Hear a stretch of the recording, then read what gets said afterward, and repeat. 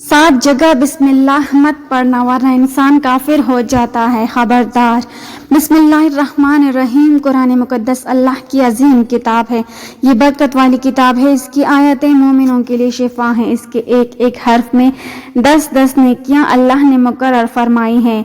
कुरान मुकद्दस दुनिया व आखिरत की परेशानियों का इलाज है। कुरान मुकद्दस रहमतों का ख़जाना है, लेकिन इस अजीम रहमत वाले ख़जाने से माला माल होना हो तो पहले सच्चे दिल से बिस्मिल्लाहिर्रहमानिर्रहीम पढ़ो, फिर इस ख़जाने को खोलो और ज़्यादा से ज़्यादा अल्लाह की रहमतों को हासिल करो। जब कुरान मुकद्दस जैसी अजीम किताब बग़ैर बिस्मिल्लाहिर्रहमानिर्रहीम के नहीं खुलती तो दूसरे जायज़ काम की बरकतें बग़ैर बिस्मिल्लाहिर्रहमानिर्रहीम के कैसे हासिल हो सकती हैं। हज़रत उस्मान बिन अफ़्फ़ान रज़ियल्लाहु तआला अन्हु ने रसूल अकरम सल्लल्लाहु अलैहि वसल्लम से बिस्मिल्लाह की निस्बत सवाल किया। आपने फरमाया, यह अल्लाह ताला का नाम है, अल्लाह ताला के बड़े नामों और इसमें इस कदर नज़दीकी है जैसे आँख की सियाही और सफ़ेदी में।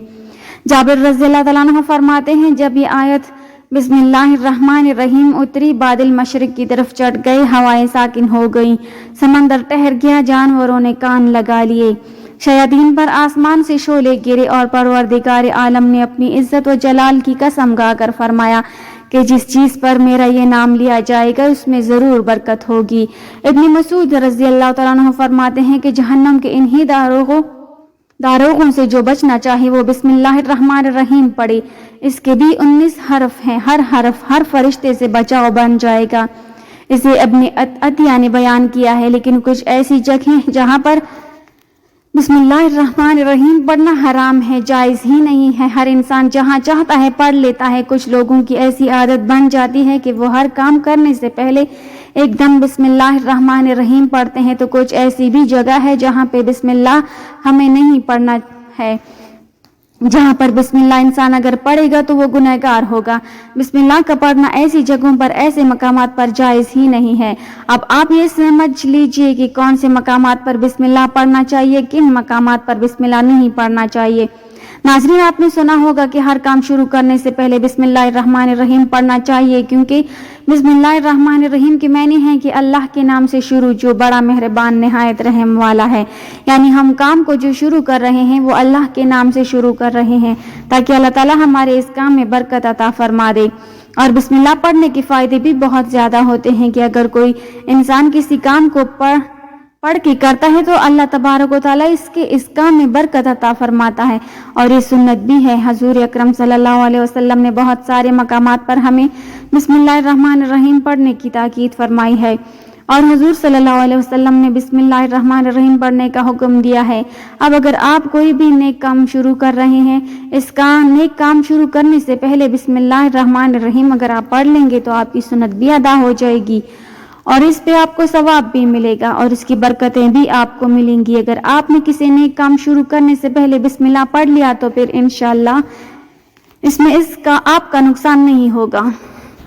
अल्लाह ताला खुद आपका हामी व नासिर और मददगार बन जाएगा, क्योंकि आपने अपने इस काम को अल्लाह के नाम से शुरू किया है कि हमारा काम था करना और बंदा क्या करता है जो इसके बस में होता है। बंदा तो असबाब अख्तियार करता है और बंदा कर भी क्या सकता है। बंदे के ज़िम्मे सिर्फ असबाब का अख्तियार करना है कि आप किसी काम को करने से पहले सबब अख्तियार करें कि हमें ये काम करना है, बाकी आप अल्लाह की सुपुर्द कर दें, आप अपने काम को करें, बाकी जो आपका काम है वो अल्लाह तबारक व तआला के सुपुर्द कर दें।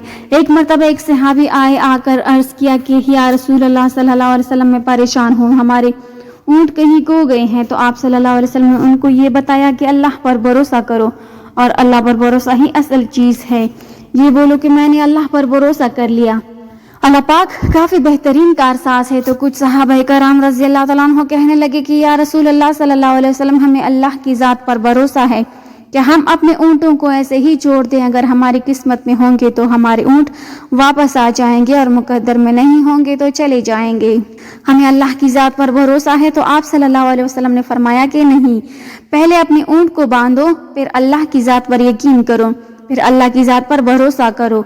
यानी हमारे ज़िम्मे के जो काम है वो हमारे ऊपर करना लाजिम है।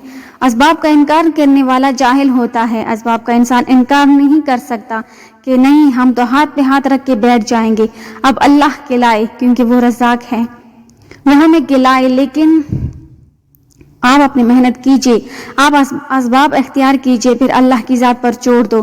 آپ پہلے جاؤ مزدوری پر، آپ کام پر جاؤ، آپ کاروبار کرو، پھر اللہ کی ذات پر چھوڑ دو کہ اے پروردگار عالم، اب ہمارا جو کام تھا ہم نے کر لیا، آگے تیری رضا ہے اور تیری رحمت کے ہم امیدوار ہیں۔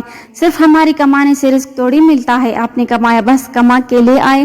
اس کے علاوہ آپ غور کیجئے کہ دانے کو زمین سے نکالا کس نے، اس کے بعد پھر اس کو گیہوں کی شکل میں، پھر وہ آٹے کی شکل میں بنا، پھر وہ روٹی بنتی ہے۔ ہم سمجھ رہے ہیں کہ ہماری محنت سے ہو رہا ہے، ہم نے روٹی بنائی، روٹی بنا کے وہ گوشت یا سالن یا سبزی ہمارے سامنے آئی، اس کے بعد ہم نے جیسے اس پر بسم اللہ الرحمن الرحیم پڑھ کے کہا تو اب ہمارے حلق پر ایک فرشتہ بیٹھا ہوا ہے، وہ فرشتہ اب اللہ سے اجازت مانگ رہا ہے۔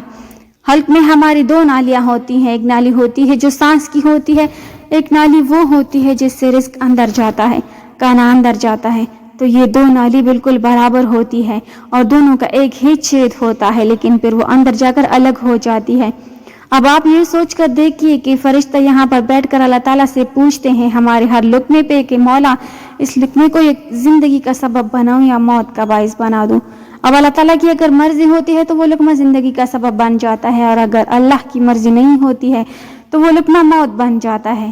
یعنی اگر وہ لقمہ بجائے خوراک والی نالی میں جانے کے اگر وہ سانس کی نالی میں چلا جائے تو پھر انسان ختم ہو جائے گا۔ تو آپ دیکھیں ہم نے اتنے سارے کام کیے، لیکن فرشتہ یہاں پر بیٹھا ہوا ہے کہ اس نوالے کو، اس لقمے کو کہاں لے جانا ہے۔ تو یہ آپ نے اسباب اختیار کیے، یعنی اس کو اسباب اختیار کرنا کہتے ہیں، اور اللہ تبارک و تعالیٰ پر چھوڑ دیا۔ تو نیک کام ہم شروع کر رہے ہیں، کھانا کھا رہے ہیں تو ہمیں بسم اللہ پڑھنے کی تاکید کی گئی ہے، لیکن بہت سارے لوگ ایسے ہوتے ہیں کہ کچھ حرام کام کرتے ہیں۔ جیسے مثال کے طور پر اگر کوئی انسان جوا کھیل رہا ہے تو اس میں بسم اللہ کا پڑھنا حرام ہے کہ اللہ کے نام سے شروع۔ اللہ نے تو کب کہا تھا کہ آپ جوا کھیلو جا کر، اللہ نے کب کہا تھا کہ آپ شراب بیچو جا کر، اللہ نے کب کہا تھا کہ آپ جھوٹ فریب مکر کرو جا کر، اللہ نے تو کہا ہی نہیں۔ ایک شخص نے بڑی عالی شان منزل بنوائی اور اس پر لکھا ھذا من فضل ربی، اور شیطان نیچے بیٹھا رو رہا ہے۔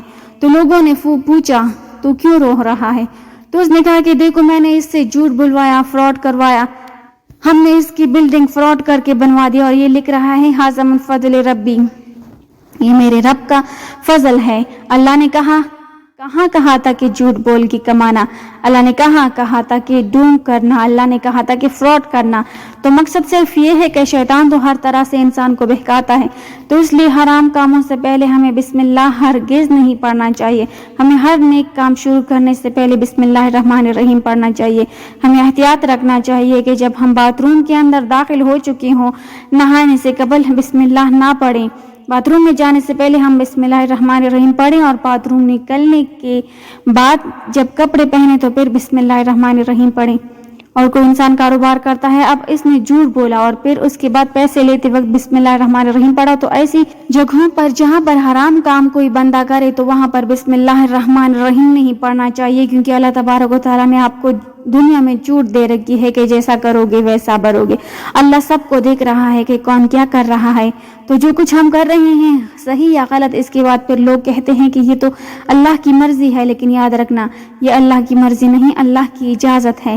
اللہ نے آپ کو اجازت دی ہوئی ہے، بس اللہ نے چھوٹ دی ہوئی ہے کہ کر لو، دنیا میں جیسا کرنا ہو۔ اللہ ظالم کو ڈیل دیتا ہے، لیکن جب پکڑتا ہے تو چھوڑتا نہیں ہے۔ اللہ کی پکڑ بڑی سخت ہے، تو دنیا میں اللہ دیکھ رہا ہے، یہ مرضی نہیں ہے اللہ کی کہ آپ گناہ کرو، لیکن اللہ نے بس اجازت دی ہوئی ہے کہ آپ کر لو، دیکھیں کتنا کرو گے۔ ایک دن آؤ گے میرے پاس، جب آؤ گے تب ہم فیصلہ کریں گے۔ مالک یوم الدین، انصاف کے دن کا حاکم تو اللہ کی ربوبیت سمجھیے، اور ہمیں یہ سمجھنا چاہیے کہ کون سے کام ہمیں کب کرنا چاہیے، کب نہیں کرنا چاہیے۔ جو سنت رسول صلی اللہ علیہ وسلم پر ہم عمل کریں گے تو اللہ تعالیٰ ہمیں کامیاب کر دے گا، دنیا میں بھی اور آخرت میں بھی انشاءاللہ تعالیٰ۔ اللہ پاک ہمیں بہتر عمل کرنے کی توفیق عطا فرمائے اور ہمارا خاتمہ ایمان پر فرمائے، آمین۔ ناظرین، کمنٹ باکس میں اللہ تعالیٰ کے 99 ناموں میں سے ایک نام ضرور ٹائپ کریں۔ ویڈیو اچھی لگی ہو تو لائک کر دیں، چینل کو سبسکرائب کر دیں۔ ملتے ہیں اگلی ویڈیو میں، تب تک کے لیے اللہ حافظ۔